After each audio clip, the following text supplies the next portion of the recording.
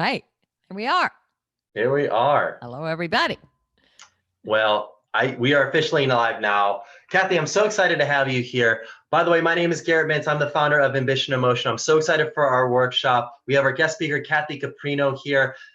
If you are watching the recording of this, you can fast forward about 9.5 minutes. We will get started then. For the first 10 minutes, we're going to allow everybody to get online, get here. So we will officially get started at 9:30 p.m.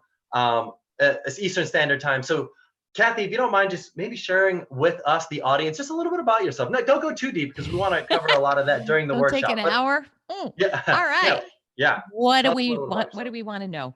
So I am a career coach. I do focus, my sweet spot is on women's issues. And a lot of it is because I had so many of them when I had my 18-year corporate career, but I do help anybody who needs help, really. And I'm a leadership developer and a speaker, and I'm a senior Forbes contributor, which I love. I do love the Forbes work. It's so fun. And I do have my own course, The Amazing Career Project. So my world is helping people figure out really what their mission and their purpose is in life, and how to create that through a career that they love, that makes a difference, a career of significance. And I don't mean that has to have the biggest impact, but I do think a great career has meaning, deep meaning to the individual involved in it. So my work is helping them figure that out and making that a reality. That's me. That's amazing. So building deep meaning, are there any initial first steps? And no, don't give away all the secrets quite yet, but I'd love to learn what are some of the initial things that you found to find your own work meaningful, and when you've coached others to find their own work meaningful, how have you been able to do that? Yeah, well, I'll give a tease a little bit. And I do want to say this, when I had the 18-year corporate career, there were some good moments. There were some good years. I did some fun stuff, market research, marketing, publishing, membership services, book clubs. But the reality is I never really felt it was the work I wanted to do. And there was a lot of imposter syndrome, meaning if anyone really knew how little I know what the hell I'm doing. Can I swear on YouTube Live? Oh, yeah. Let it rip. So I felt like an imposter. I felt like I couldn't really be authentic. And I did feel like, is this really what I'm going to be doing with my life? I say that because I didn't take action on those fears because they weren't legitimate to me. I was alone in my angst. There weren't, nobody knew what a mentor was then. Nobody talked about sponsors. Nobody knew any of this. There wasn't career coaching. There wasn't even coaching. So I struggled all by myself. And it was only when 9/11 happened and I was laid off in this way that was brutal that I snapped and said, I'm done. I'm done with this. I never want to feel like this again. And why I bring that up is I became a therapist. And so I have to say I have a little bit of a bent that if you don't do a deep dive about who you really are and what are the messages, what's the mindset, what are the gaps? So my book is now this, about the 7 power gaps we face. To me, if you don't do a deep dive, you can't have a great career, because you have to understand what is it that matters to you, what's in the way. And just, the easiest way to look at it is I found when you're really clear about who you are and what you want, and when you're confident enough to get it, it goes very well. But the vast majority of people on this planet are not clear about how amazing they are, what they want to do, why they should do it, why they deserve it. And they are absolutely not confident enough to get it, just like you were saying, Sydney.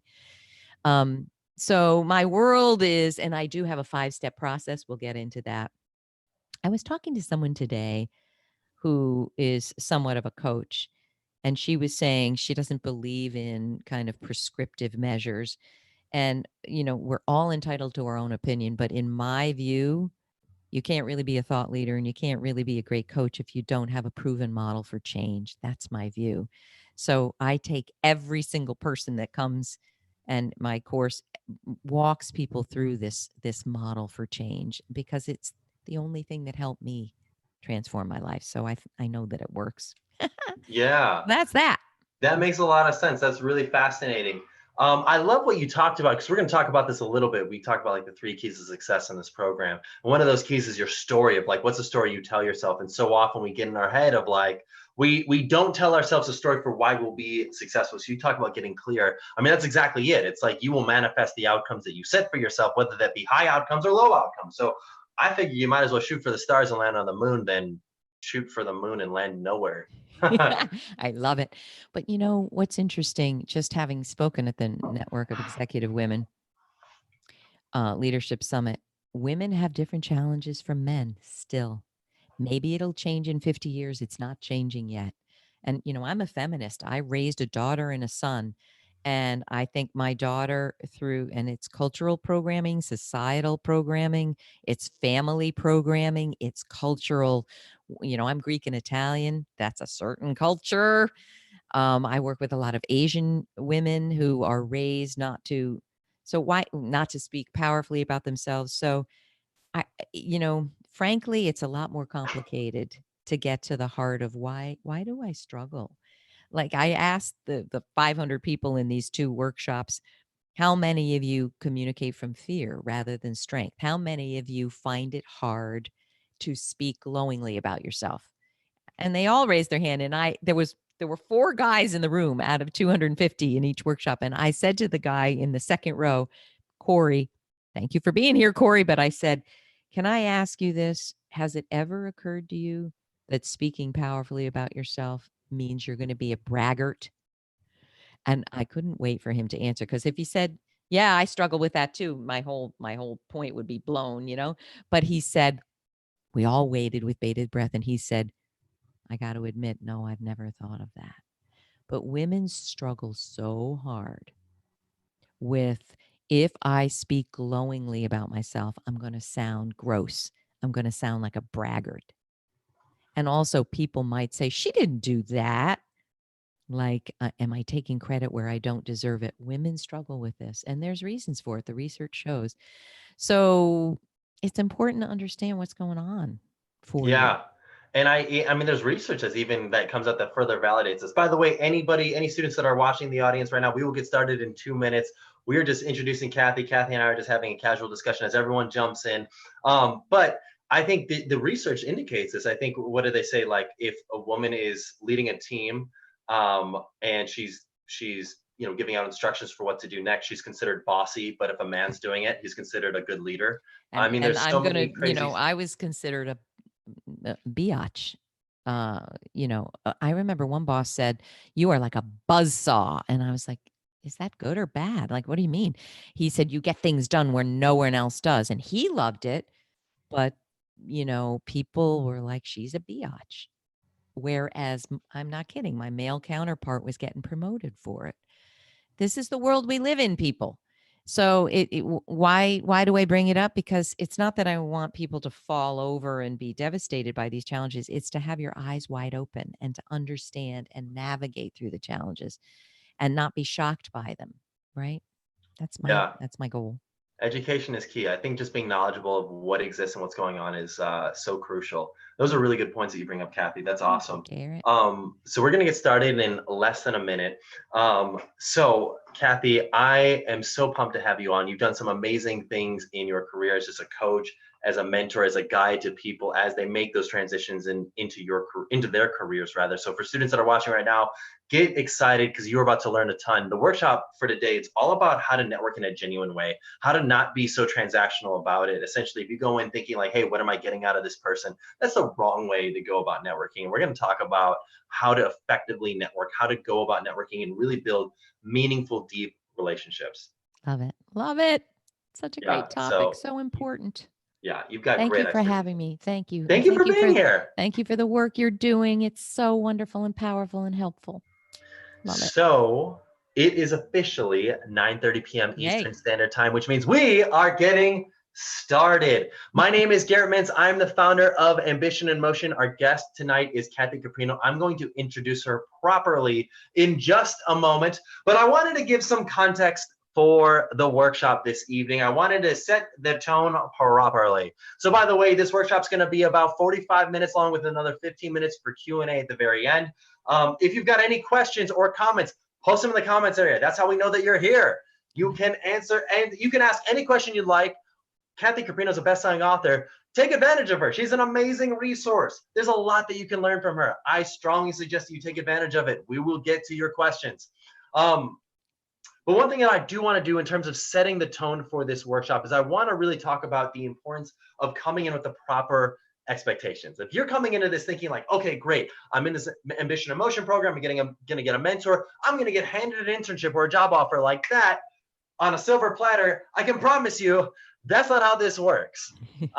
You get out what you put into this program. Now, if you put in the time, can people get opportunities like that? Absolutely, it happens all the time. We've seen multiple students get internships, sometimes even through their mentor. Sometimes it's through the knowledge they learned through these workshops. Sometimes it's through the connections they've made through their mentor. I mean, there are plenty of opportunities that come to students that take advantage of this program, but it is all about setting the proper expectations. If you think just showing up to the workshop and having your 3 mentor calls with your mentor, by the way, if you have not scheduled those mentor calls, get on it.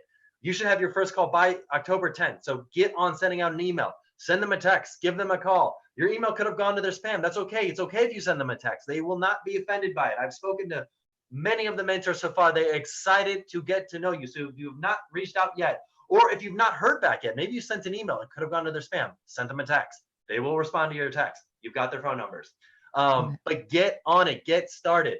So when it comes to this workshop, we're talking about networking in a genuine way, building relationships in a way that's not transactional, and really doing informational interviews. But I don't like that word informational interviews because I think it goes beyond that in terms of just relationship building in a way that actually gets you the outcomes you want while building deep, meaningful relationships. What so often we think that if we're so focused on what we want to get, what we're trying to take, that we are not going to get to where we want to be. But in reality, what I've found is that when you give more often, you are much more likely to get so much in return. So I want to ask you, the audience, I want to ask you that are watching right now, what is your greatest fear when talking with a professional in your field that you've never met before? Write in the comments section.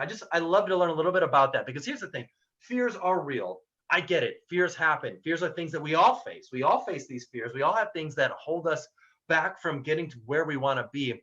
But often by putting them out into the real world, by putting them out into the ether, we can challenge ourselves to ultimately overcome them, because often our fears are bullshit. Our fears are the things that are in our mind that are holding us from getting to where we want to be in our lives.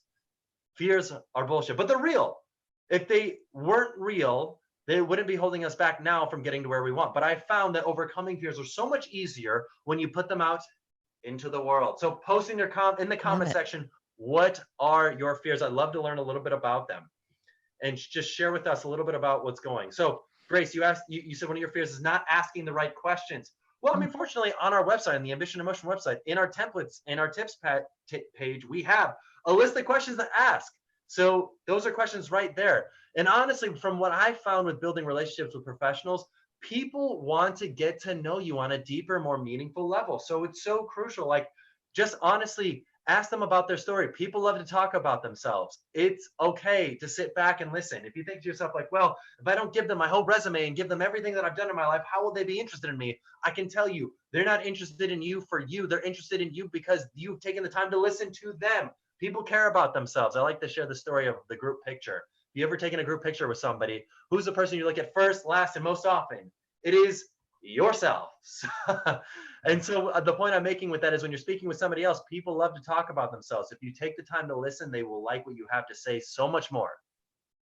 Love it. Garrett, can I say something here? Yeah, jump in, Kathy. So, because I'm a coach, when I answer a question or address something, I'd love people to think not only what am I saying, but how to coach themselves around their question. So can I address that question? It was Emily who said, I'm afraid I'm going to ask the wrong questions. I would like to ask her a question. Yeah. What is the wrong question? What do you mean by that? If you were to ask the wrong questions, what do you think is going to happen? I would love to understand that, because really there are no wrong questions. There are questions that take the conversation in an unhelpful way. There are questions that might sound a certain way, but what does that really mean? And so right there, I'd love, is it Emily? I don't see it here. It's Grace. Grace. Where'd I get Emily? Grace. I want you to build confidence. I would love this hour to be a breakthrough experience, Garrett. That's what I'm really going for. Not just, oh, that was kind of fun. Breakthrough. So, Grace, what are you afraid of in terms of the wrong questions? What does that really mean? And let's get to the bottom of it. All right. I love that. I love that. Samantha mentioned that she might not be smart enough to hold a conversation with them. I think my feedback on that is, you're 22, 21, 20, 19, 18 years old. You are not expected to be an expert. People aren't expecting you to be an expert. If someone uses an acronym that you don't know what it is, it's okay to say, hey, what does the ACHPG mean? I don't know, any acronym that they've used, because they might be used to chatting with industry experts, and that's okay. But it doesn't mean that they're expecting you to be an expert. You are coming to them as the mentee because you recognize that you have so much to learn, so much to grow, and so much to gain. So I always like to preface that. I love it. And in fact, I think people that admit, I was just working with a client who makes close to $1 million, and she's in a particular field, and she was using an acronym. And I said, I'm embarrassed to admit I don't really know what that is. Can you explain it? She couldn't have cared less. She knows I'm not in her specific niche, and I'm her coach. But I coach process, not every particular nuance of everyone's field. So it's the same way when you're having a conversation. It's okay that you don't know something. Yeah. And that, by the way, seems to target a lot of people's questions. So Amanda, Cheyenne, Matthew, I mean, a lot of questions around, what if I seem unprofessional, or what if I don't ask the right questions? All of these things, ultimately at the end of the day, like, you recognize that there's so much to learn, and these mentors are here. They've signed up to mentor you. They didn't sign up. They didn't, like, they're not out of the blue. They're not a random stranger. They are the warmest of people because they said, I want to mentor somebody from my organization. I want to make a positive impact on their lives. So that is, yeah, I mean, ultimately, you're not going to look dumb. There's nothing to worry about. And you've got nothing to lose. I love it. Here's what Grace said, not leading the conversation in a beneficial direction. You tell me, Garrett, you're going to ask me questions and I'm going to answer them. You tell me, when is the best time to talk about all this? But, I do have tips for how you have a deep, engaging conversation that gives you what you need and gives them what it's a two-way street. It isn't just the mentor pouring everything out to you. Mentees can give mentors things as well. It's a beautiful, mutually beneficial relationship. So ask your questions, and I'll get to the heart of how do we develop a conversation like that.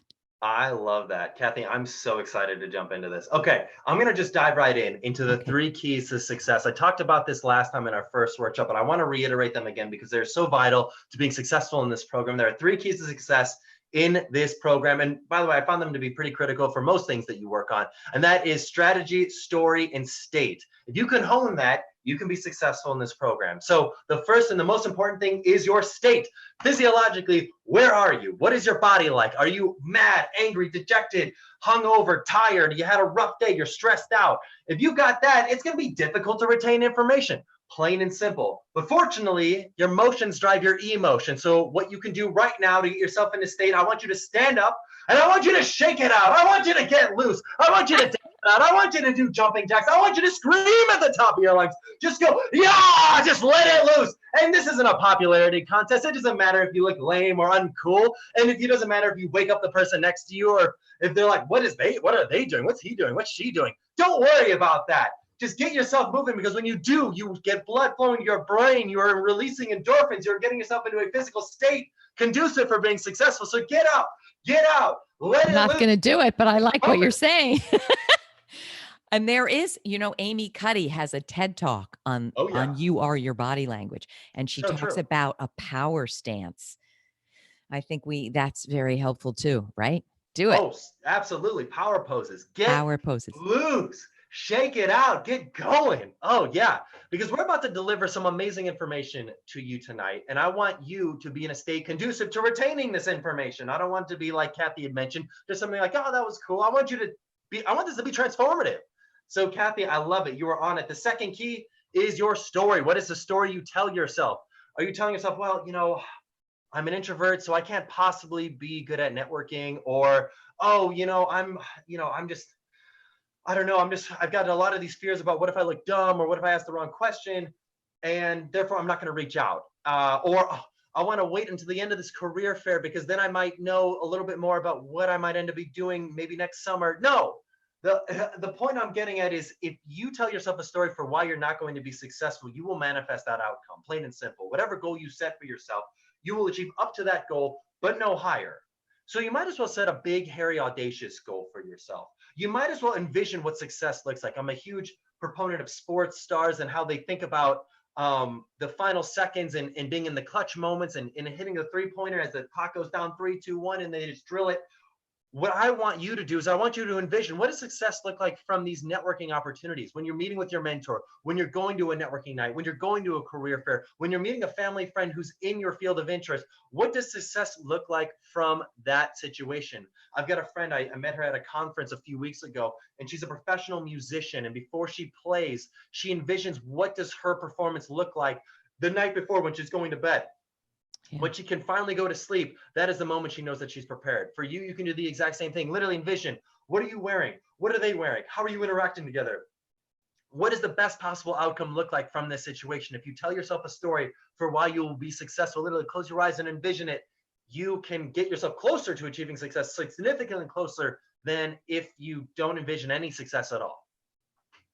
Love that. Love it. And then the strategy are the things that you can do on a regular routine basis to get yourself into a position for success, especially as it comes to setting up genuine relationships and building those relationships in a non-transactional way. So that leads to our deliverable for after this workshop. And the deliverable is this. I want you to have one informational interview per week. It could be with anybody. It could be with somebody in your field. It could be a professor. It could be a friend. It could be a family friend. It could be somebody you met at a networking night. I don't care who it is.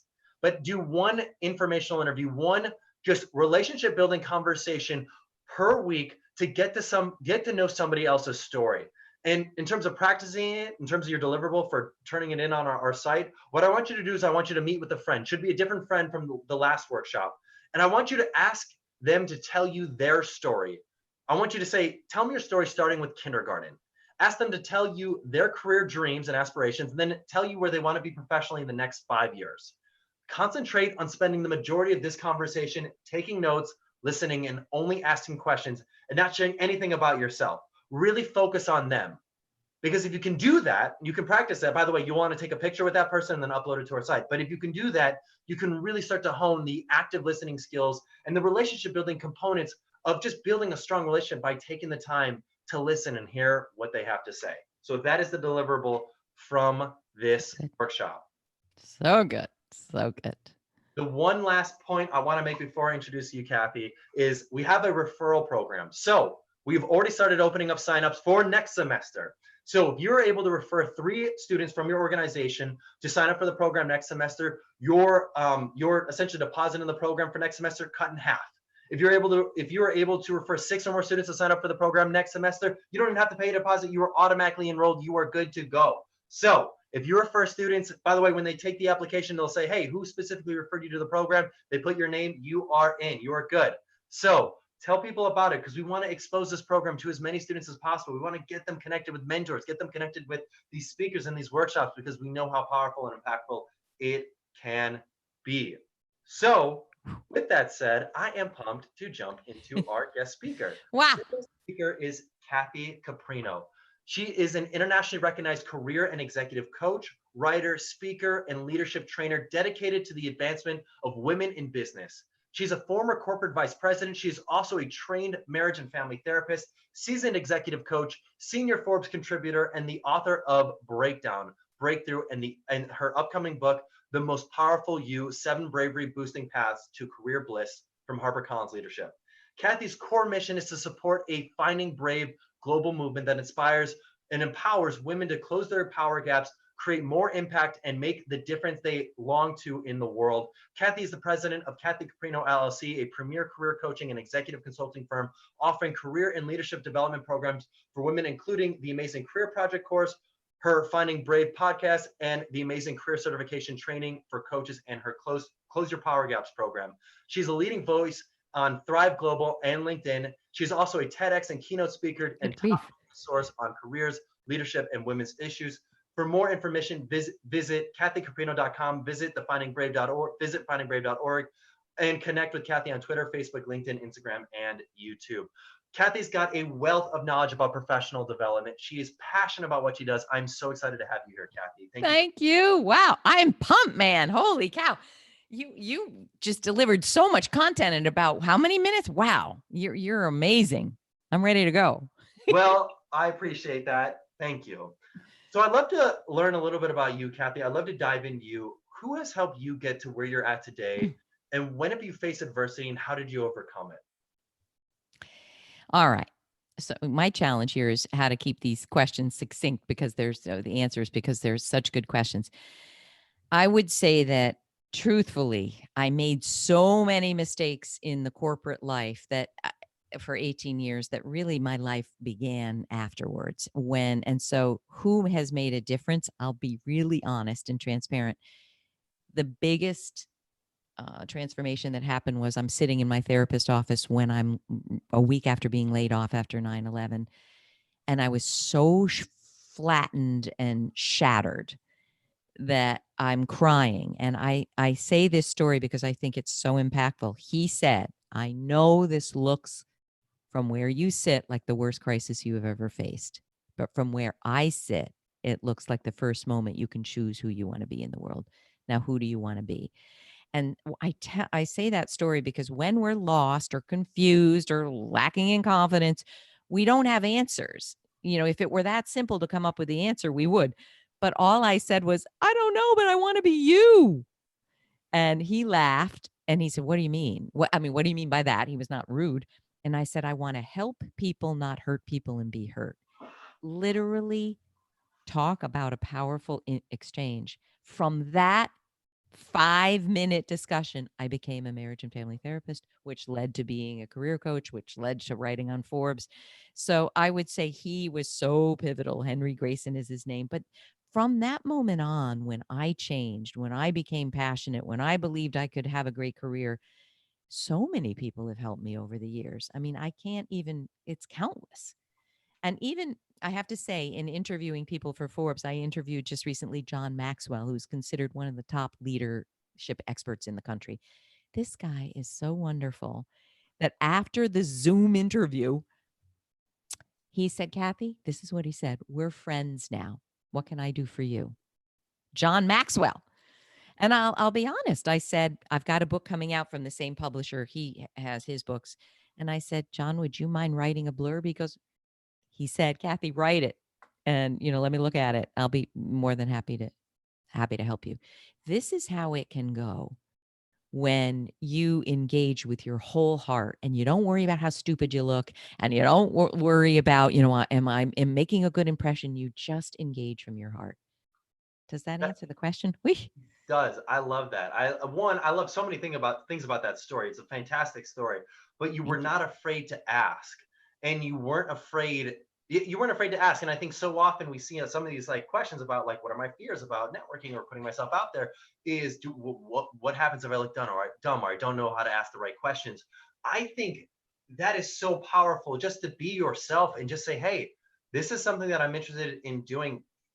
Would you mind potentially giving me any insight or guidance on that?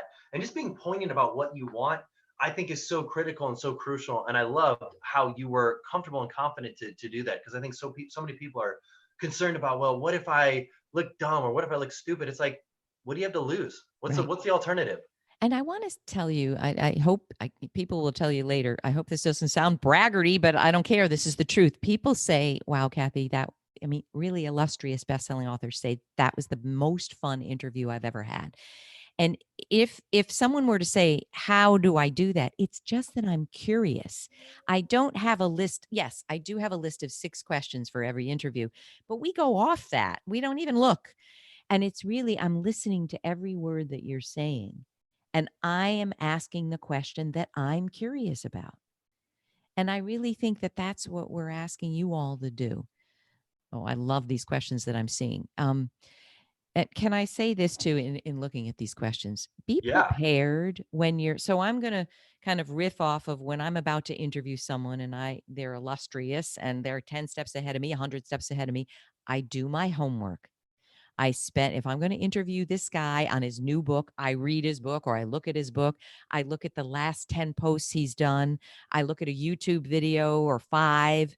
I come incredibly prepared. And I already have 20 questions.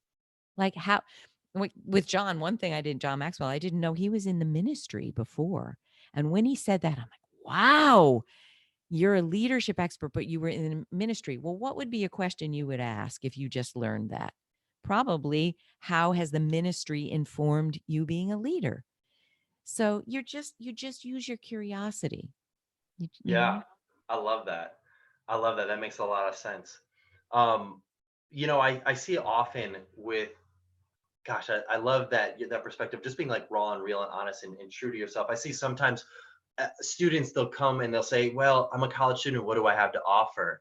And so often I see the fact that you are a student is so attractive because people love the idea of mentoring others and being able to mold and pay it forward and help you out. I think that is one of the most attractive traits. If you can say, hey, I'm a student, I'm studying this, I'm looking to pursue a career in this, I love to connect and pick your brain, learn any insight you may have, as being some of the most valuable tips and tools. What do you think, Kathy? I love that. And I love the point you just made. I want to tell you all this.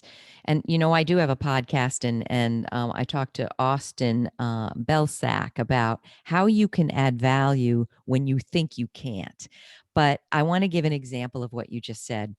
There was a woman who I interviewed in Forbes and I adored her. And about 2 months after that Forbes interview, she wrote an email. How are you doing? This is what's new with me. What do you need? I never received an email like that. I'm like, what does she mean? What? And she has this Rolodex of billionaires and amazing people.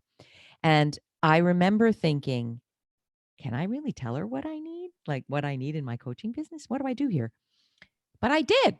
I said, here's what would be great if I could be connected to some entrepreneurial women who might want some leadership coaching. And then I said, what can I do for you, Judy Robinette? And I meant it. And I was thinking to myself, what am I going to do for this woman? She's got everything going on. But you know what she said? I'm going to give you 10 names of women, just like your workshop is saying there's some accountability. And I want you to reach out to all of them. And I'm going to be angry if you don't. But secondly, you're a writer. I'm not. Do you think you might be able to help me with my bio? I have to write a new bio for the back of my book. I freaking whipped that thing up in 2 seconds because I'm a writer. But I want to tell you, I felt the way everyone here does. What can I offer this woman who's rocking and rolling? So I think that we have to love ourselves enough to know that there is something we could potentially do for this person, even if we can't remotely imagine it. Does this make sense? Makes total sense. I see it all the time with mentorship. I mean, when I'm talking to students and I'm saying like, hey, reach out to your mentor. I mean, when I'm able and our team's able to help facilitate these relationships happening, it makes us feel good. One, it helps us expand our brand because it's like, hey, here's a person that we believe is going to make a really positive impression on this mentor, and vice versa. The mentor is going to make a really positive impression on the student.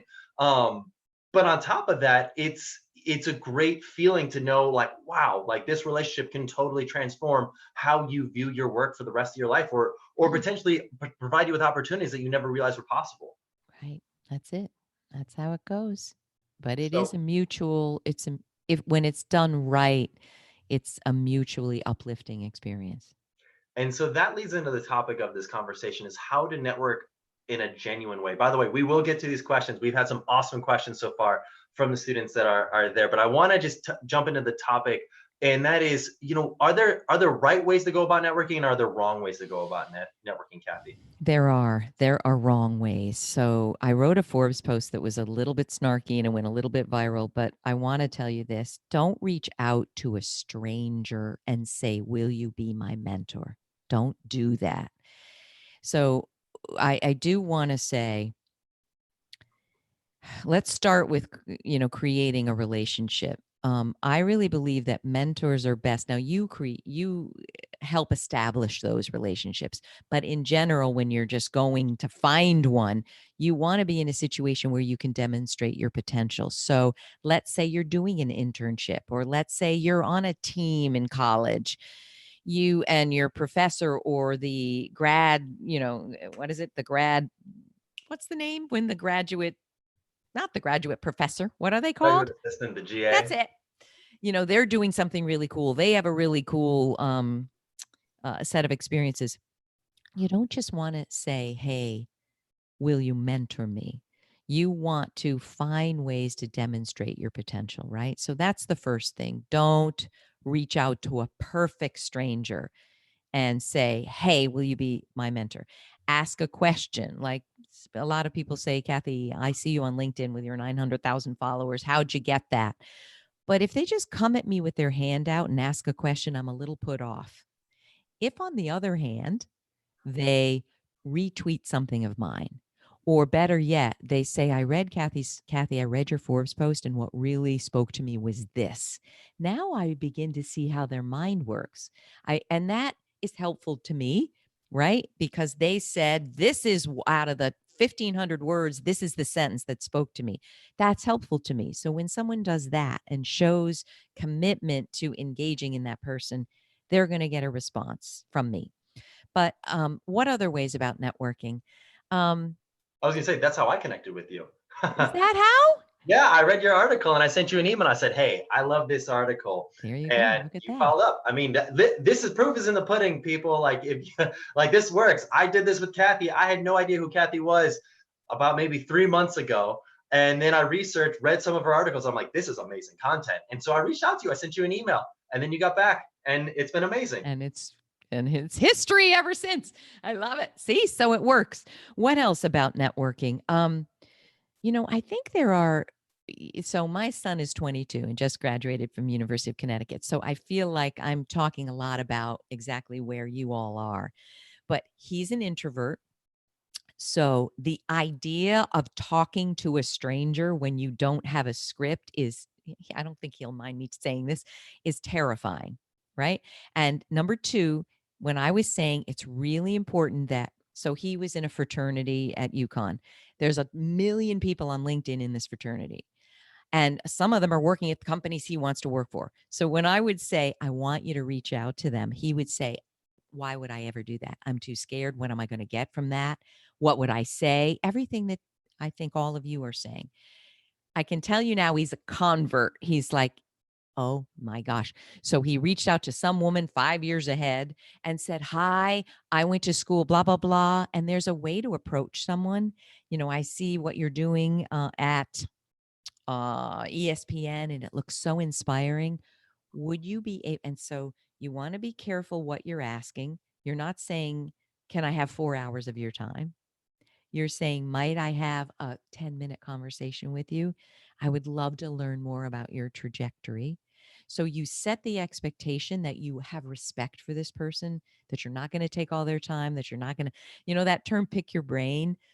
People in my line of work, we don't want our brains picked. It's exhausting. And I hear from 100 people a month. But if you come at it with respect and with an understanding that it's only going to be a few minutes, and then when the conversation is engaging, the person will want to help. So I think those are some guidelines. Am I answering the question? How do we network? Yeah, I love it. I think that's it. And I think, going into the next part of like, how do we network in a genuine way? Not coming in with an expectation, not coming in with thinking like, okay, when I meet with this person, this is what I'm going to get out of it. And only thinking about like what's in it for me, thinking about how can we build a deep relationship here? And how can we build something deeper? And I'm a big believer in taking the time to listen. And I think when you Right. do share, I think if you can be vulnerable, that's one of the bigger things. So I've shared with all the students here about my past of being a drug dealer and getting expelled from school and the things that I've had to go through. But I know the power of being vulnerable and sharing that story is so helpful because it creates bridges. Because even though you may not have ever been a drug dealer before, maybe you've never done drugs before, but you can relate to making a mistake.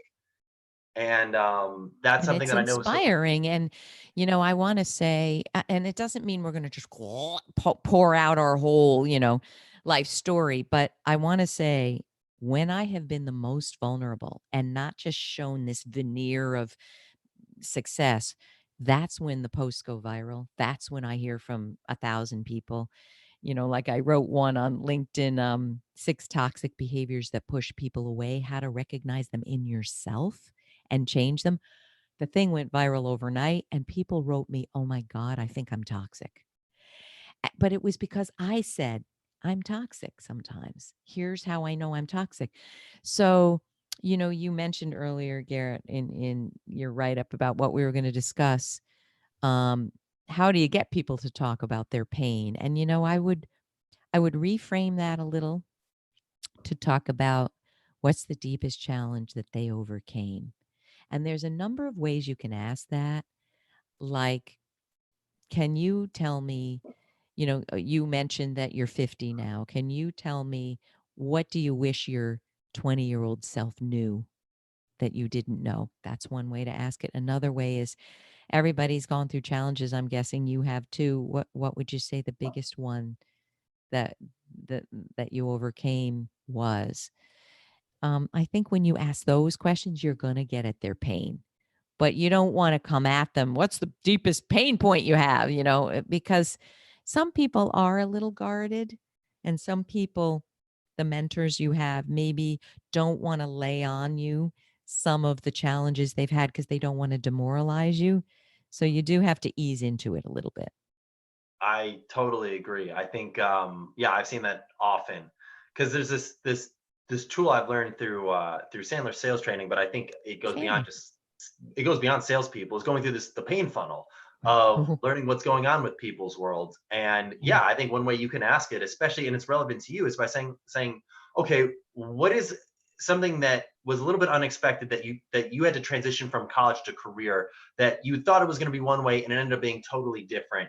Most people have that. Almost everybody has that Right. Right. because Of your course. expectation of Because you're what you human. think your career is going to be like in college is almost never the same of what it actually is. I love this. And can I tell you, if someone said to me, "What did you think you were going to do when you were in college? What did you think your career was? And how did that shape what you did?" There's a lot of lessons there. Like for me, I wanted to be a big fiction editor. I was an English major, I was a writer, and I bailed on my dream 3 weeks into looking for a job, bailed on it and did the crappiest thing in the whole world. So if someone even just said that, "What did you think you wanted to do and how did you segue to it?" Mine was a 20-year segue. So I think that's a great question, because you can also see how they think and how their thinking shaped what happened to them. I love that. That is such a yeah, I love that. You know, the other thing that I love that you said was the authenticity and the vulnerability there. I see often Mm. sometimes people get that elevator pitch confused with just saying all the things that are going well in their world. So it's like, oh, I was the valedictorian of my class and I've got these 3 internships and I've landed a full-time job at XYZ company, yay. But it's like, that's not you. That's not the pain that's going through. I mean, if you think about the things that you tell everybody, that's like the good things. Like if you got valedictorian, congratulations, that's amazing, you tell everybody that.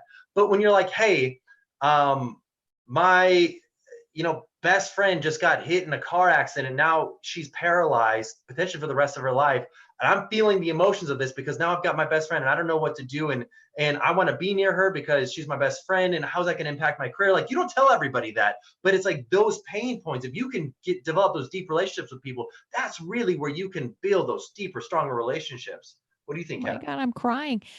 I mean, I really think that you could say, here's me from a career standpoint. I studied data analysis and I'm really interested in how data informs strategy. But if I can really be honest, a friend of mine has cancer. And for the first time in my 22-year-old life, I'm beginning to see what is really important in life. And I want to make sure that I'm crafting a career that lets me honor those priorities. I mean, if somebody told me that in the elevator, I'd be like, "Come on, let's have a cup of coffee." I really would.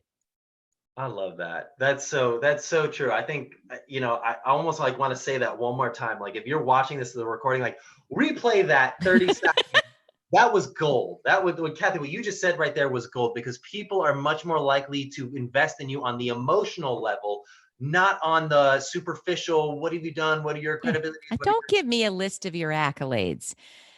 And can I tell you, everyone, I don't care what age you are, well, over 18, get on LinkedIn. And build a profile, and you can do it even when you're 22. And there's I'm telling you this for a reason, but there's a cover image behind your photo. Make it something you care about, right? And say it. But what is the point? I teach about how to. I can look at someone on LinkedIn in about 5 minutes, no more than they know about themselves. I swear to you. But when I look at that headline under your name, I don't want to see your job title, and I don't want to see studying finance at UConn. I don't want that. I want to know, what are you interested in? Who do you want to help? And what are the outcomes that you're excited about? Now, when you're just starting out, you might not be able to answer all that. But like for me, it's finding brave coach, speaker, author, leadership trainer dedicated to the advancement of women. So the function that I'm trying to serve and for who. But when you're talking to somebody, and that situation about, my friend just got into a car accident, or I just lost somebody, or I just lost my father, what you're really saying is, this is what matters to me. And I am going to tie that into everything I do for a living, in my career. And I think that is what grabs somebody more than I want to be a data scientist. So You see true. what I get at? What I'm Yeah. getting at there? When you go to somebody and say, hey, I want to be a data scientist, but there's a bunch of data scientists out in the world. Oh, I want to be a mechanical engineer. There's a bunch of mechanical Right. engineers in the world. You are not a tool. You are not a utility belt. You are somebody that is a human. You are somebody that has emotions. You are somebody that is going through things. And if they know who you are, what you are motivated by, what is important to you, you will be so much, that relationship will grow so much better. And if that's an employer, let's say, they want to know these things. If they know what motivates you, they will know whether or not you fit with their team. And if they just determine that you don't fit with their team, they're saving you a bunch of time. Because if you fake it and get into a company culture that's just not a fit for you, you are going to be miserable. It does not do you any good to try to like appease everybody. Be yourself. I love that. If all the jobs that I had that I didn't like the people I worked with, why didn't I quit those jobs? But when you're young, you think the problem is you. I don't fit here. I don't like that person. I don't respect my boss. I guess I'm a little bit, too big for my britches, or it's me, me, me. No, it is a two-way street. It isn't all about, let me just get this job. And I know that, I'm sure your program talks about internships, and that's so important that you have something to sink your teeth into to talk about before you graduate, or as soon after you graduate as possible. So I know that you just want some experience, but you don't want to take the wrong job where you can't be yourself, because it's torture. So the more authentic you are, the more it's a filter for people that really love who you are and want that and want your special skills and talents, right? Totally. And that's kind of a cool segue. And I kind of just like real quick in terms of like how we match students and mentors together is we look at this thing called work orientation. Like we look at what motivates you at work, job, career, calling. So people are motivated by job, their focus is on work-life balance. Career is focused on professional growth. Calling is focused on personal professional mission alignment. When we matched you with your mentor, we looked at someone who has a very similar work orientation to you. So they are predisposed to like you. You're going to have similar mentalities about how you view work, which gives you a greater likelihood of actually really building a deeper relationship. I love that. That I've never heard anyone do that, Garrett, but your organization. And I want to say, I really think you're so right on. So for me, my work is my calling, and I went from crappy job and crappy job to, I can't stop doing this work if you paid me to stop. I can't do it. It's, I've wrapped my entire identity around it. So it is important when I'm speaking to someone, if all they want is a job and all they want to do is make a lot of money in their job, I don't connect with that so much. And I connect with, I want to use myself in service. And so I would be a better mentor for that kind of person, you know? It's so true. That's exactly it. And by the way, if you view your work as a job, that's not a bad thing. I want to be Not very at all. clear. It's a Not at all. spectrum and it can change throughout your life. And if you view your work as a job, that's totally okay. You are Right. going to be someone who's motivated by work-life balance. Essentially, your work affords you the life you want to live outside of work, and that's totally all right. And you've got a family, you've got other things that you are Right. motivated by, and that's so true. You're just going to connect with other people who are motivated by those similar things. If you're someone who's motivated by work-life balance and your work affording you the life you want to live outside of work, you're not going to really connect that well with a career motivated person who's like, let's take that international assignment so I can work up the ladder. That's just not going to fit with Right. you. Right. Right. You're right. It's really a brilliant construct. I think you're onto something huge there. Love Well, it. I appreciate that. We are starting to now like looking to work with companies and trying to create internal mentor programs for them as well. So that's one of the things, putting it out there, that we're working towards trying to do. Hey, um, can I throw something out? This is not to pitch something, but yeah, please. because I work with so many people, I see themes and trends. And a few years ago, what I noticed was that there are certain action styles, and now I feel there are six, and everyone's got different frameworks. But what motivates you to take action? So I'll just say them here: striver, seeker, pacer, researcher, challenger, advocator. And what I found is, let's say you're a researcher, you're part of a team, and someone says, "All right, we're going to do this," and the striver's like, "We're going to get this done. It's going to be done in March, and here's the goal." The researcher might go, "Wait a minute, hang on. I think we have to look at this and turn this upside down." The challenger might be like, "Why do we even have to do this project? Why this? Why that?" And if you're a striver, you're like, "Shut up. Let's just get the thing done." So what I found is it's important to understand your action style. So for me, I'm a seeker and an advocator. Seekers and advocators don't do very well in striver environments, because seekers want to just explore and they want to learn and they want to grow. Advocators want to achieve a goal, but they have to do it for something that they're advocating bigger than themselves. Figure out, and I can share with you the link to the quiz for that. I think it's important that you know what your style is, because your style is with you. You can modify it a little, but it's really who you are. And you want to be in an organization or with people that at least respect and honor that style.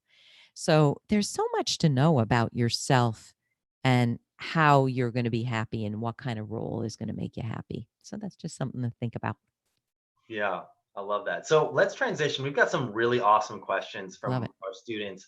Eli asked the question, can you speak to how males can assist those female counterparts that are being put down and treated differently due to gender? Wow. Bravo to you, Eli. Thank you for asking that.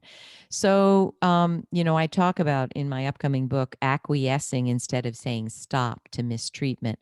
It takes a brave person, it takes a strong person to say, "Hey, I'm seeing something here that is concerning to me." So, Eli, do you mean that you're on the same level as a woman and you're seeing her being treated by leadership differently? If that is the case, what I would suggest is you look at the ecosystem you're in. Is it open to feedback? I have to say, sometimes HR is not your friend. Sometimes it is, but sometimes it isn't. Sometimes it isn't safe to go to your boss because your boss is a narcissist. Sometimes it is. They don't want to hear that something isn't perfect. But what you want to do is assess, where is there a leverage point where you can say, "I'm seeing something that concerns me."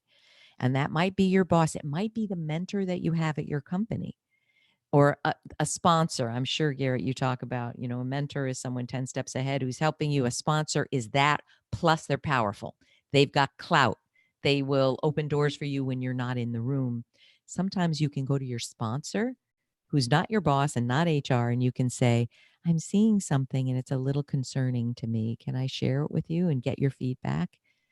Does that answer the question? I think that's a really good answer, but I would care to say, and at least this is my own personal experience. I think sometimes it's difficult to see your own privilege. I mean, I am a white man. I recognize that I have tons of privilege, but sometimes I'm not pervy of it until I actually see the other side. You kind of just take what life gives you at face value when you've not been exposed to what the other side sees or what it views. So you might not be able to actually view that other people are being mistreated until you actually get to see what their world is like. So you might not actually be consciously aware of it. And I recognize that. What do you Y- think about that? Well, you're 100% right. They say, I studied it in therapy, multiculturalism, and the dominant culture doesn't recognize its own privilege. And that's true of, being an upper middle class or middle class white woman as well. We don't see it. But Eli's saying, what do I do when I do see it? Right. That's true. That's true. Which is so brave and so wonderful that you're even asking that question. I really just have to hug you up. But to your point, Garrett, open your eyes and try to have compassion and empathy for someone else's experience. If you're in a meeting and you're a guy and everyone's going, yeah, love it. And then the woman raises her hand to talk and she gets shut down, understand that, okay, we've got some ingrained bias here. What could I do that would be helpful? But I can't give you a hard and fast rule because it depends on your ecosystem, Great. how much change you can affect. But I love that you've even asked the question. Oh, Great point. Great response. So Grace asked, I guess what I meant by wrong question was not leading the conversation in a beneficial direction for both of us and not learning all I can from my mentor due to a lack of good questions. I guess maybe the question was, how can I lead a conversation with a mentor in a beneficial direction that I want to go? yeah. So, I think part of this is to understand generally what you're hoping to get out of a mentorship discussion. So let's say you reach out to me and you want to write a book or you want to write on Forbes or whatever. And I say, yeah, sure, let's have a half-hour conversation. What I think you should think about is, what is it that I really want to understand, given that I'm only going to talk for 30 minutes, 15 minutes. So, and it better not be a litany of answers. I mean, that you're trying to get from, I think it should be generally, how does one get going on a media platform? How do you write juicy content? Come up with maybe 3 really important things you want to get from it. And you're not going to hit them right with it. You're going to, think about when you go to a party. Do you walk up to a group of people and go, "Hi, I got some questions." And no, you don't. You kind of feel what the person wants to share. You feel what they want to talk about. You feel, their give and take and their personality. So I think get over the idea that I'm going to blow it and not ask anything important. I think really just listen well. And Garrett, you had some wonderful questions on what is active listening, what is good listening. And so the other thing I would say is don't overly attach to a particular outcome. I think what you want to do is form a bond. Like if you think of this as, I'll never speak to this person again. So I got 52 questions in 5 minutes. That's not a real authentic connection. That's more like, let me literally get in there and pick that brain. I think what you really want to do is form some form of a give and take and a connection, and then you don't have to feel like I'm going to blow it and not ask the right questions. But to answer your question, come up with 3 things you really want to know from this person. Yeah. What do you think, I Garrett? love that. I think it's also appropriate. You can set an agenda for a call. I think when you have the first beginning part of the conversation, you say, hey, so during this conversation, during this 30-minute conversation, I would love to focus on X thing. Boom, like you've already laid it out. Because if you don't lay out an agenda, what often happens is that the mentor or you is going to lead the conversation in any direction, whether that be a direction you wanted to take it or not at all. And if you lay out an agenda of like, hey, I really want to focus on this during this call today, perfect. They're going to share with you whatever insight and guidance they know about that topic. So I think if you lay it out from the very beginning, that's okay. And I think there's a difference between being transactional and laying out an agenda. I think if you say, hey, can you give me an internship? That's transactional. I think if you say, hey, my biggest focus right now is getting my foot in the door for internship opportunities. I'm starting to reach out to people on LinkedIn, but I would love if we could focus on any suggestions you have for me about ways I could go about doing that. That's I think a totally different thing. What do you think, Kathy? I like that. I like that. I might even say, and this might be the difference between male and female, honestly, a little bit. Um, like I had a woman recently reach out and I knew what she wanted. She wanted to be an intern. But what she said is, I work down the road in this kind of capacity. I have been following what you do, and I love the way you do it. I am thinking of transitioning from my work to being a coach. Would you be open to speaking a little about that? So she didn't tell me right off the get-go, right, that I want to be an intern. And I'm glad she didn't, because you don't know me. You don't know that you want to be an intern for me yet. So I'm agreeing with you that it's great that you know what you want to do, but I think you need to be flexible, people.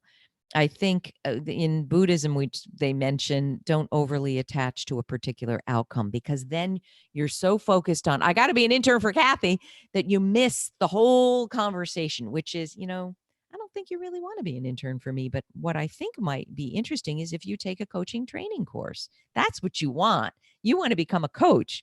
But if you're too focused on, I got to get this out of Kathy, I got to get the internship, I think you're going to miss it. You're going to miss where it could go. That's even better than the thing you thought you wanted. So true. So true. I love that. Yeah, if you open up your mind to the world of possibilities, you can take what the world gives you, as opposed to just setting an intention. And I'm a big fan of setting intentions, but setting an intention, but being closed-minded to whatever else might come your way. Love it. Can I offer you, it sounds spiritual, it is. Here's the intention I set. May this interchange be for my highest good and the highest good of everyone involved. That's my intention. Let's go. Let's see it, but let it not just benefit me, let it benefit you. Let's just benefit. So I know that might be a little woo-woo and a little bit too loose, but I have found the more fluid I am and the less rigid, the more amazing the outcome. So true. I'm very much on the same page as that. That's awesome. All right, so I want to ask another question from a student. Peyton asks, how should I prepare for my next meeting or conversation with my mentor? I want the conversation to be fluid, but I also want there to be some form of structure to our conversation. So, I've kind of considered this similar to when I have a coaching client and they book, all right, I'm meeting with you next Tuesday. I have something called the session prep form. And I'm thinking you might want to answer these same questions. Where am I today? What have I accomplished since we last talked? What have I not accomplished that I said I would accomplish? What are my biggest challenges? What right now? What am I grateful for right now? And what do I want to get out of the time I talked to Kathy today? And I want to tell you, people, um, sometimes clients will cut and paste some of the same information. What am I grateful for? Every week I see the same thing. My children, don't cut and paste what you're grateful for God's sake. If you can't come up with something you're grateful for today, you're really not doing the work. And also, I'll have clients that don't want to do this session prep form. Well, I'll say to them, if you don't want to even spend the 10 minutes to do this session prep form, you're not ready to do the work of growing. So I can see just in how they do it, how committed they are to their own growth. But I would say to you, um, the way you prepare is to think about, where am I? Where am I still stuck? What am I challenged with? And what do I hope you can talk to me about?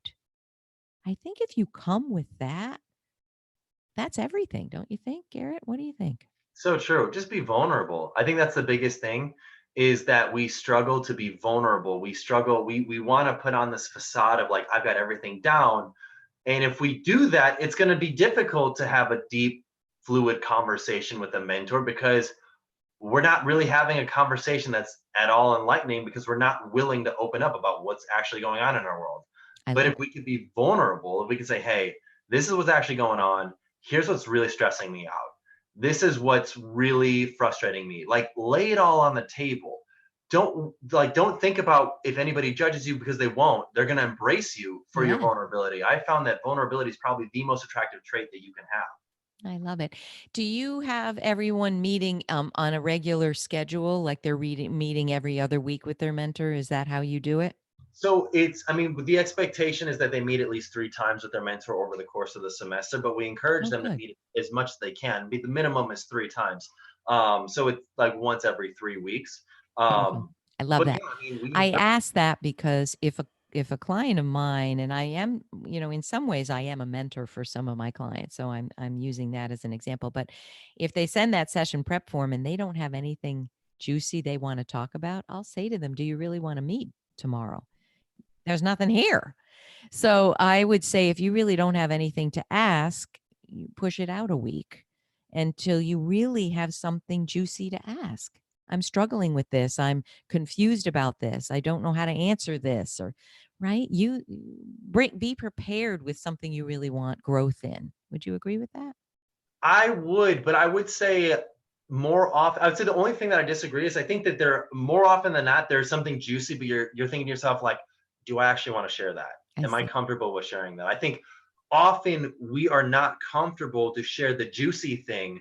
So we push off the conversation until we have like a medium juicy thing to like come. And it's like, oh, this is like my dipping my toes into the waters of like being vulnerable. And I think dive right in. The water's Oh, warm, yeah. jump in. I think everybody has something that's frustrating them. That's like, it's weighing on me, and I don't really know how this is going to work out. And you might think, oh, well, this person may not care. You've got no idea. Why would you assume that? Share with them. Share And with them. aren't they your mentor? I mean, their Yeah, job is to care. that's Their exactly. job, and you know what? A great mentor, you can assess your mentor too. Oh Like yeah. if you come to me, Garrett, and you ask a question, I am so familiar with the human psyche that I might say, I don't think that's your real question. I don't sense that's your real question. What is your real question? And then they're like, well, so a really great mentor isn't just going to go through the motions. They're going to really listen to you. And they should be asking really fantastic questions that open you up to more. They really should be doing that. And if they're great and you've located them, Garrett, I'm sure they're doing that. So it's not just one way. It's not just, oh my God, I'm going to blow it. They're in it too. They want to help you succeed and grow. And so they're going to be asking you things that they sense you need to talk about, I think. Yeah, and they should. And even if not, I think you should work on being self-aware for yourself in terms of like saying like, man, I really want to share this on our next conversation. Just being prepared for that. And I think the sooner you get started, the better, especially if you've not had your first call yet with your mentor, like set it up, like get it going. Like don't push it, get it going, and then let the conversation flow and then figure it out from there. Kind of be like, okay, cool. My mentor had some really good points about that. I'm looking forward to talking more about that in our next call. Like, I love it. Garrett, do you, and if I'm ever saying anything that goes against what you advise, please talk about it. okay. Again, some introverts feel like I can't do this. So when we get scared to do something, role play it with somebody. Role play it with your friend, role play it with your uncle who you love, who's, like your mentor, is a big business for whoever, because literally just saying the words, like the first time I'm ever going to give a webinar or a speech, I literally say the words out loud. It's very different from thinking the words. So role play it with somebody. And yeah, they might ask back a different set of questions, but you're going to get your juices flowing. So it's not the first time you're hearing this come out of your mouth. Do you talk about that, Garrett? And Totally. Yeah, that's back to the whole story of priming yourself mentally for what that scenario is going to be. I mean, I think the practice is even more. It's like I think that's the next level. If you can have an accountability partner, if you can have a practice partner where right. you can say, "Hey, I'm about to have this meeting with my mentor or this really important conversation with this other professional. Can I practice what this conversation would be like with you?" Go to a friend. They're more than happy to help you.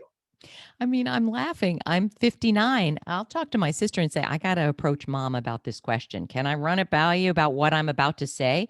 And she'll go, oh, don't say that. Don't say it like that. I'm doing it all the time. Role playing, testing out ways of expressing yourself. It's So, fun. yeah, absolutely. To transition a little bit, Robert asks, how do you properly ask someone for an informational interview like a coworker? So I would say, so there's a number of ways to do it. Let's say it's can I go up one up level? You're at a meeting and there's a director who presents and you think that was the best presentation, or they're so cool, or they seem to really know how to inspire people. You don't go up and say, "Can I have an informational interview?" You don't use those words. You go up and say, um, "Fred, I'm new to the company, but I have to say that was so inspiring, that talk, and particularly how you blah blah blah. Would you be open to me asking a question or two, maybe even over coffee, but I could do it here, about how you got to be so, or how you crafted that presentation." So I feel that you want to ask a question first so that the person sees how you think. I think that when they answer the question, if it all goes well, and there are some people that are very nice and aren't very generous. So it's not all you. Some people are like, "I don't have time for you." Please, there are some people that just are thinking about themselves and they don't want to be mentors, or give an informational interview. But if you ask a question and demonstrate your curiosity, I think they'll want to answer it. And then you can say, could I take you for coffee and talk a little bit more about how you got to this role? And so it's not like, "Can I have an informational interview?" But I think when you say informational interview, do you mean, "I want to learn about your career," or "I want to see if I can get a job"? In your parlance, Garrett, what does informational interview mean Yeah, to your great students? question. An informational interview has nothing to do with a professional interview. They're Okay. diabolically opposed. A professional interview is I am interviewing for a job or a position. An Okay, great. informational interview is I'm having a conversation to get information. I'm wanting to learn about a field, a goal, or career path, what someone's work is like. I'm here to not necessarily like try to impress them with my cover letter or my resume or how well I'm dressed. I'm there to not necessarily impress them with my questions, but I'm there to gather information and take down notes and learn and say, wow, that's really insightful, and ask pressing questions.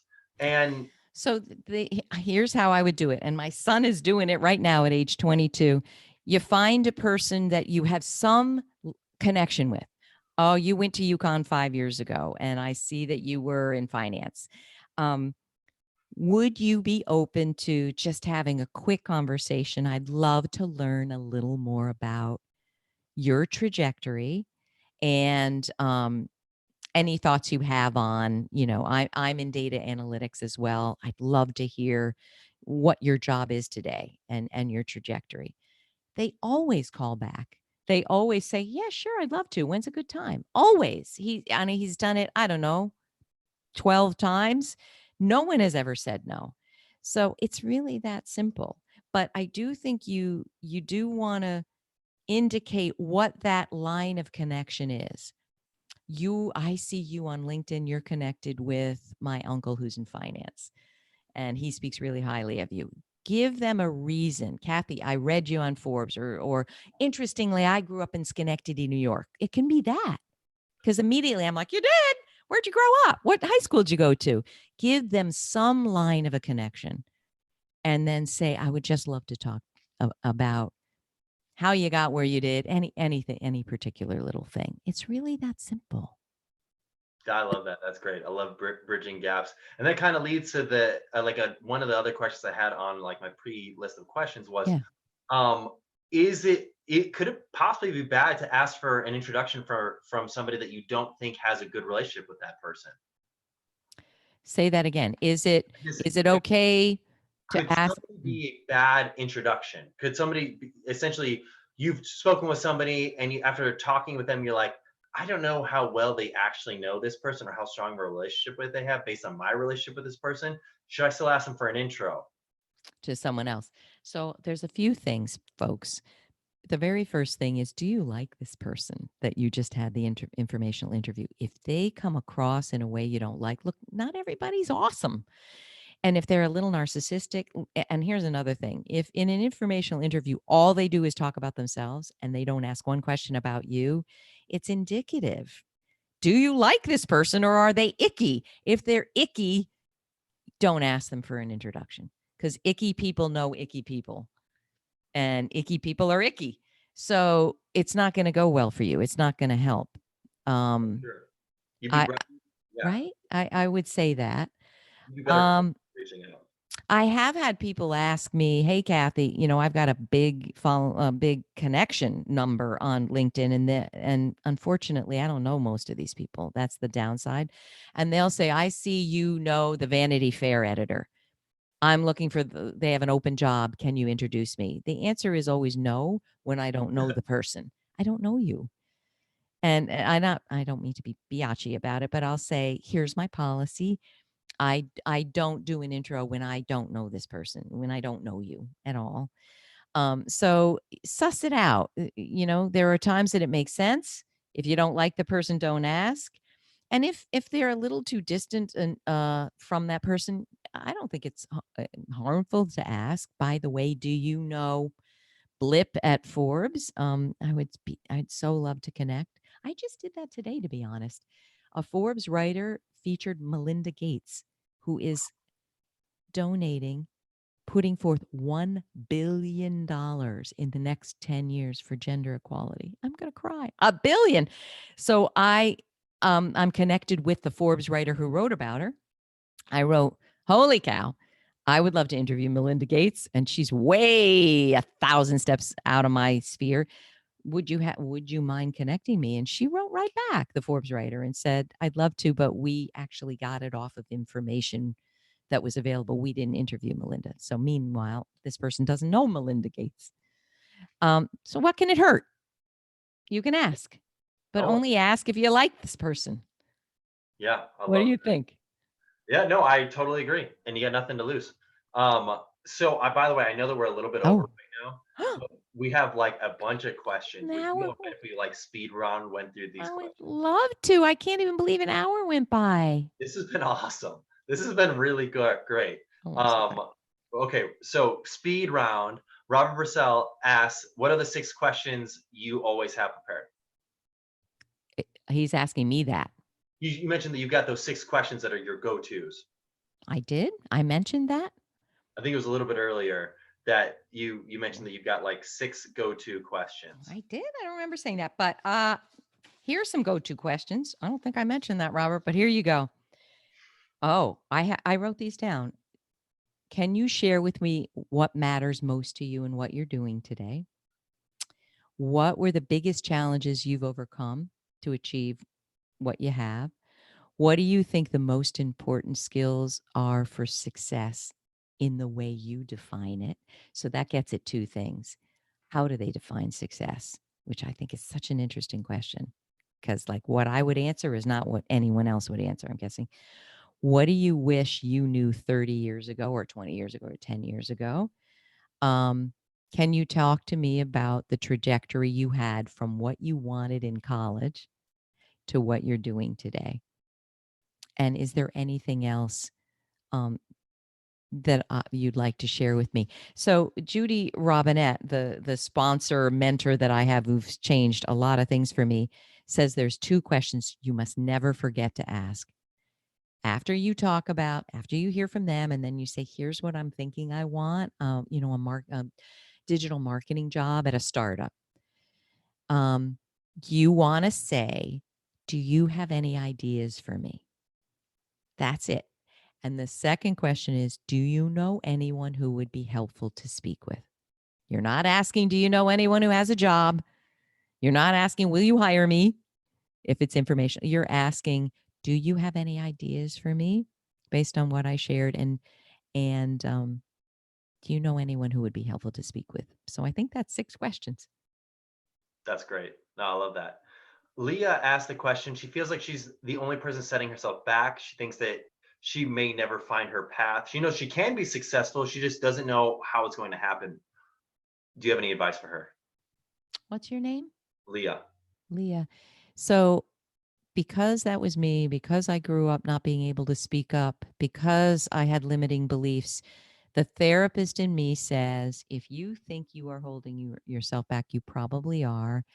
And there might be therapeutic issues. So I'm just going to go right to the heart of it.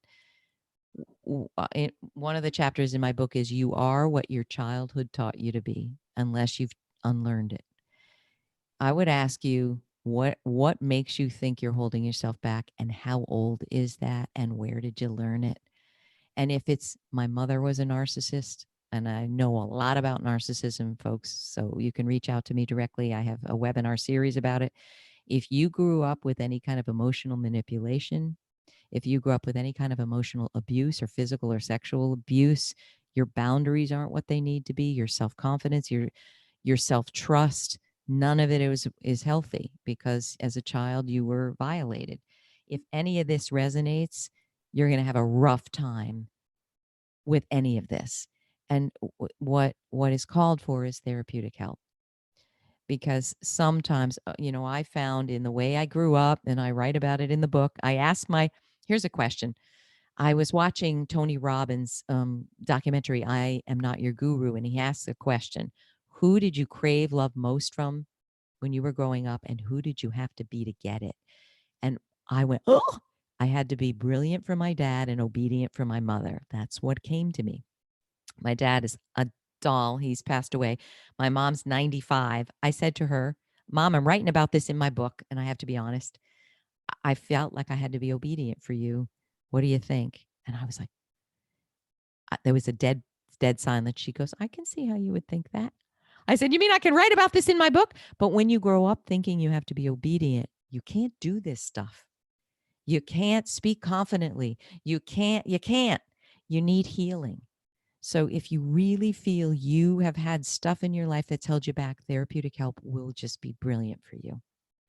There you go. I think it's a really good tip. I would say in my perspective, I know but I think there are certain people thrive in certain environments. So some people like to know exactly what's going to happen, and other people love the variability of like not knowing really what's going to happen tomorrow.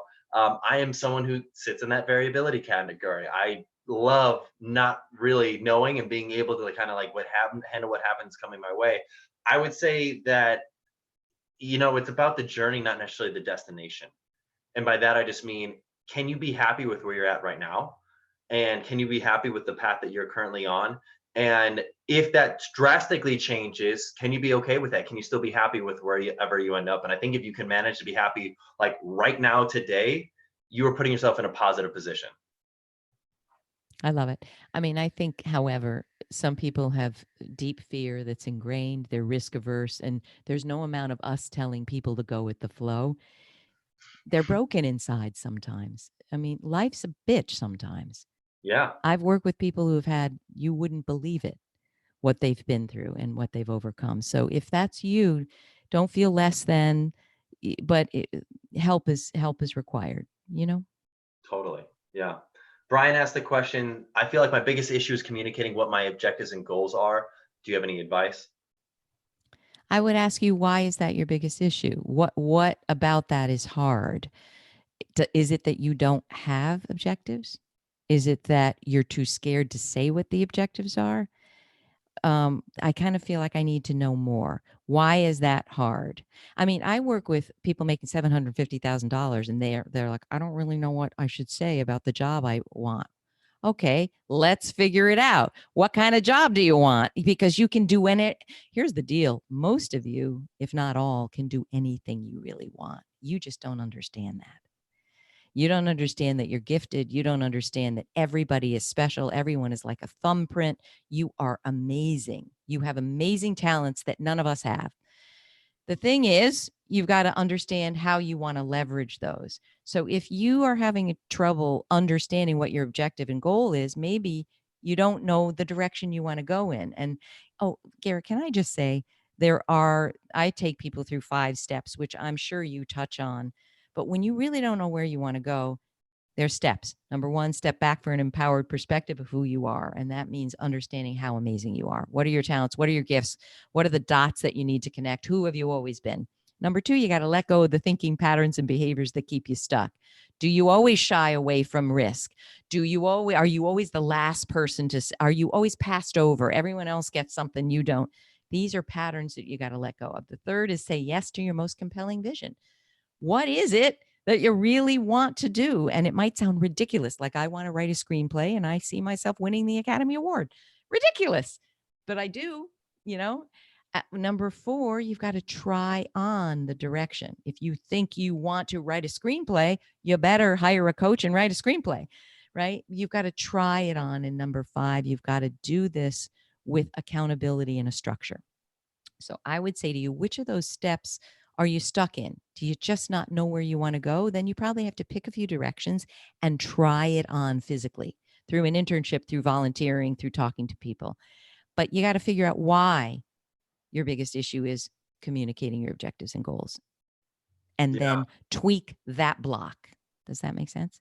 that's extremely valuable advice. I think that's awesome. Thank you. Renato asks, my mentor talks a lot about his real world work. Even though I am interested in the work, it's really hard to keep up. How do I show that I'm interested even though I don't understand everything? Okay, he talks about his real world and you're interested, but it's hard to keep up. So, you know what that says to me?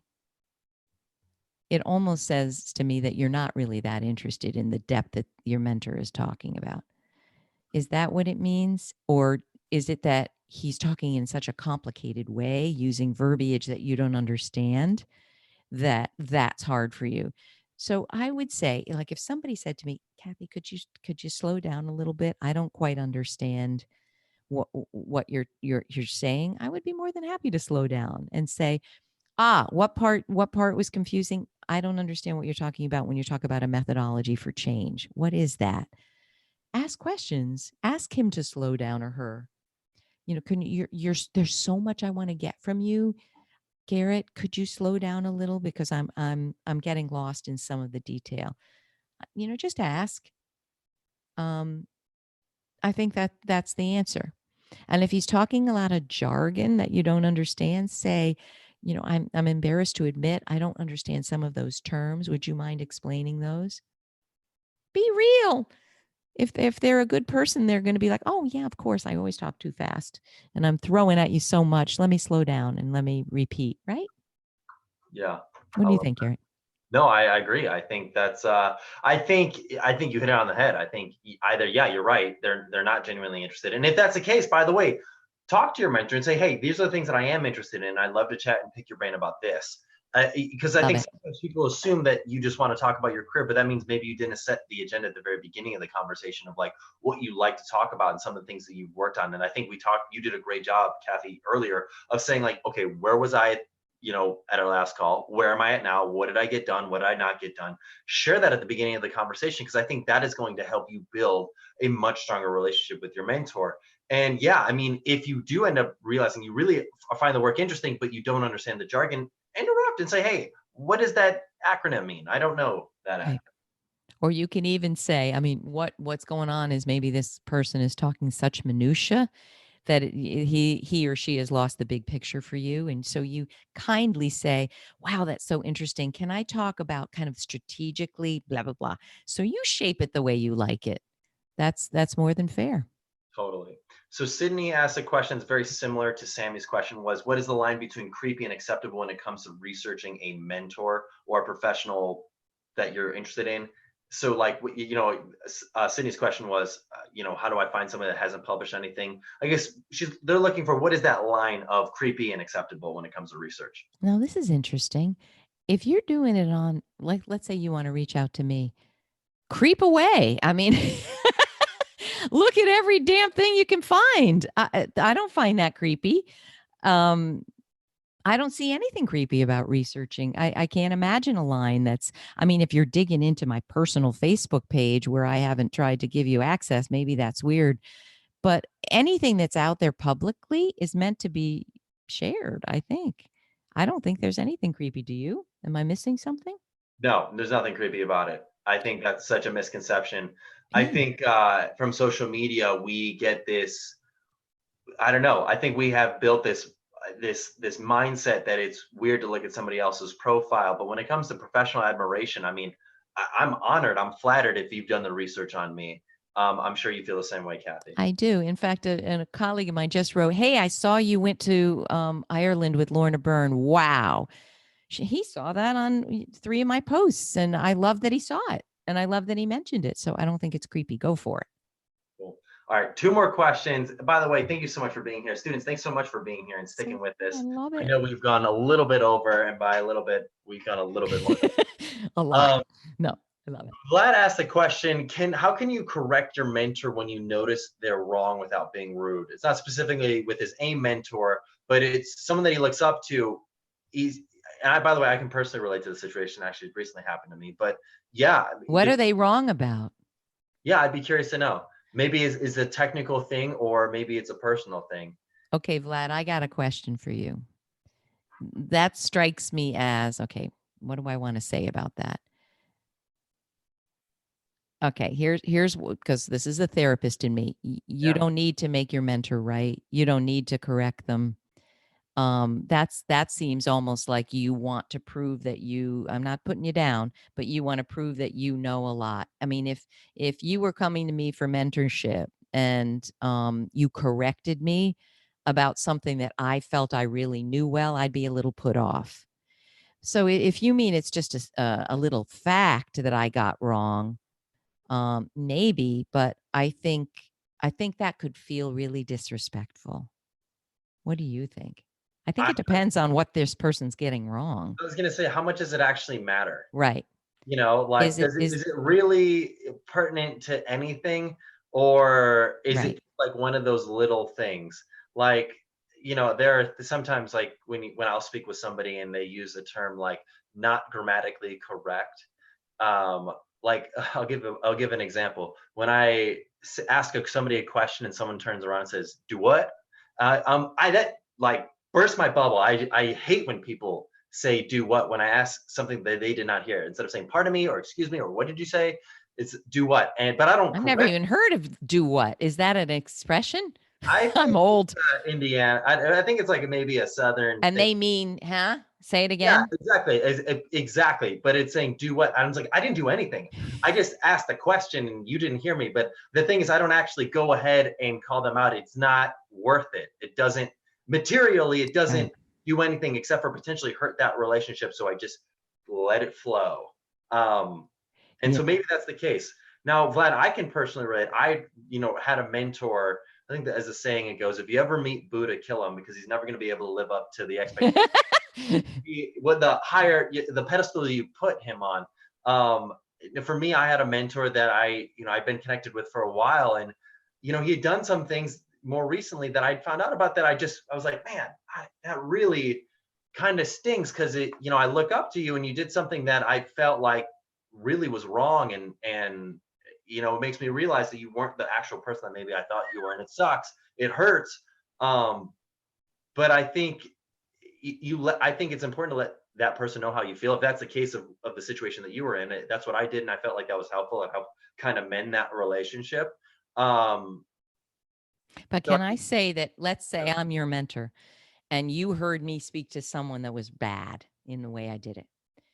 I would rather you come to me not correcting me, but saying, can I share with you that I watched that interaction and that was really uncomfortable for me? And I know you as a kind, generous person, but that was not kind and generous. Can I understand a little more about that? So I wouldn't want you to correct me because I probably would feel sick about what I did. But if you came at me with curiosity, can I understand why that happened? And if your mentor's disappointing you, find another mentor. yeah, If that's it. they're getting it wrong all over the place and they have to be right, oh, find another one. Yeah, no, that's exactly it. And I still think, by the way, I still stay in touch with that mentor. It's just in a totally different light. It's in a totally different relationship, and I get value out of it for different reasons. I realize from that mentor, like, I don't take everything from him at face value. I know certain things I love chatting with him about, like Love deep that. spirituality things. Yeah. Boom, he's a great You're person. shaping what you're wanting from this person and what you know you can get. You're That's you're yeah, shaping the relationship. And isn't that true of our friends? Look, this friend is fun to watch baseball with, but I'm not going to tell him my deep stuff. This one is so good at me sharing, shape it. yeah, that's 100% true. So last question, Lexi, she says she's a computer science student. She feels like she suffers from imposter syndrome. She knows she's got the technical skills necessary to succeed, but it's hard to feel confident when I know there's much more to learn. Do you have any advice? I love this question. Good one to end on. I want to give you an example. I was in charge of market research for a firm. I was great at it, but I always felt like an imposter. Why? Because I never studied research methodology or statistics. Well, for God's sake, why didn't I go to NYU, have the company pay, and give me, close that power gap? So I'm going to say this. If there really is a skill that you don't have, close the gap and get it. Go get it. If it's simply that you're young and there are people 10 years older that have more skill, well, that's going to be a matter of time.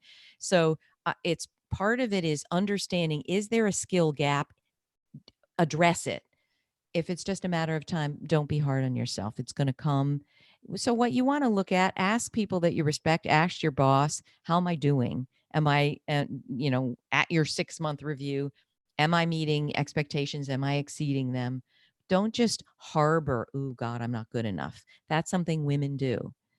But if there truly is a skill, have your company pay or, get the certification so you close that power gap and you can feel confident. Do something positive about it. I love that. Kathy, this advice has been awesome. I feel Oh, like thank you. this workshop, it's been an hour and a half, but we just covered so much amazing information. Students, thank you so much for being here tonight. Kathy, thank you so Question. much for Thank being you. here tonight. Thank you for Remember, having me. yeah, And students, but these oh yeah, go. questions. I just want to thank everybody. They showed up, they listened, and these questions are powerful, I think. Thank you for those. Thank you. So powerful. So one final notion that I just want to put out there, students, your deliverable from this workshop is to have informational interviews on a weekly basis, but specifically find a friend and ask them about their story, starting with kindergarten. Ask them what their dream job is, and then ask them where they want to be in 5 years. Spend the whole conversation listening and asking questions. Don't even share about yourself. That's a great thing to practice. It is And hard. yes, It's take a hard picture. for extroverts. We can't wait to jump in and talk. Yes, that's true. So practice just listening to the person you're doing, and then take a picture of that person, upload it to our site, or just share about what you learned about that person on LinkedIn and tag us. Love it. Love it. And the other thing is the referral program. Remember, encourage your students, your peers to get involved, get a mentor for next semester, get involved in this program. If you do, we'll help you out in terms of the next semester, in terms of either cutting your program costs in half or totally all together. So Kathy, how can students find you? How can students connect with you? Oh, thanks for asking. Connect with me on LinkedIn and make sure, by the way, whenever you connect with anyone on LinkedIn, don't just use the generic, I'd like to connect on LinkedIn. Write a note. So say, I was on this workshop and this is what I got out of it. I'd love to connect. Do that. You can go to kathycaprino.com. That's my site where everything is, and findingbrave.org. That's my podcast. Listen to that for a weekly dose of Brave from some amazing movers and shakers and thought leaders and best-selling authors and business experts about how they find brave every day in what they're doing. I'd love to connect with you and hear more. And I'd love, share your questions too. Maybe, Garrett, if you put this on LinkedIn, people can offer more questions there. And I'm happy to jump in for a day and answer them if that works. Absolutely. That's a great idea. And we're going to grab some clips with our social media team and we'll post them in like a month that are like Wonderful. some just really great pieces of content, like 1-2 minutes long, and we'll post it. Awesome. Oh, perfect. Thank you so much. I so loved it. Awesome. Well, everybody, thank you so much for being here tonight. This has been wonderful. See you in our next workshop in a few weeks in like October 20th, the week of October 20th. Have a good night, everybody. Bye, everybody.